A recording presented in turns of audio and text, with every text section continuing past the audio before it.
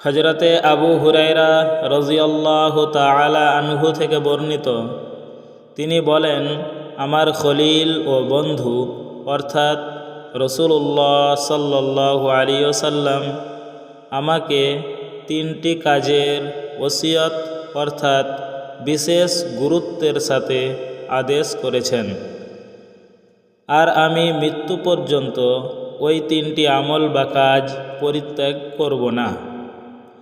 এবং অন্য এক রেওয়ায়েতে বর্ণিত আছে, আমি ওই 3টি আমল বা কাজ সফর কিংবা মুকিম অবস্থায় পরিত্যাগ করব না।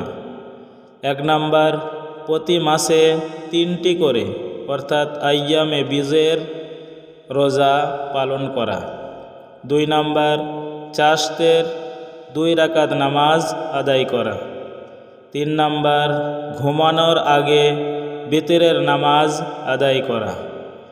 অন্য হাদিস থেকে প্রমাণিত, যে ব্যক্তির রাতের শেষ অংশে জাগ্রত হওয়ার দৃঢ় বিশ্বাস আছে, সেই ব্যক্তির জন্য বিতরের নামাজ রাতের শেষ ভাগে আদায় করা উত্তম।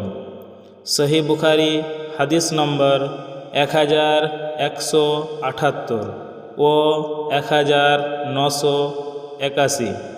সহিহ মুসলিম হাদিস নম্বর 721।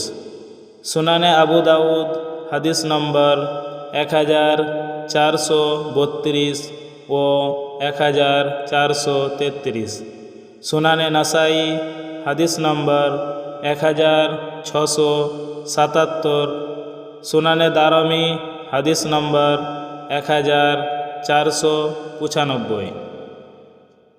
প্রিয় নবী সাল্লাল্লাহু আলাইহি ওয়াসাল্লামের পবিত্র বাণী সকলের কাছে পৌঁছিয়ে দিন।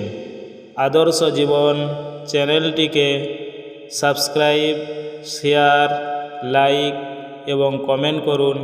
আসসালামু আলাইকুম ওয়া রাহমাতুল্লাহি ওয়া বারাকাতুহু।